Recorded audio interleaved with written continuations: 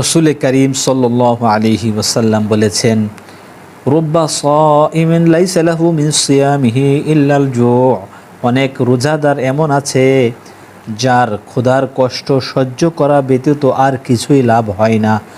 অর্থাৎ সে রোজা রেখে ক্ষুধার কষ্ট করেও রোজার সওয়াব লাভ করতে পারে না।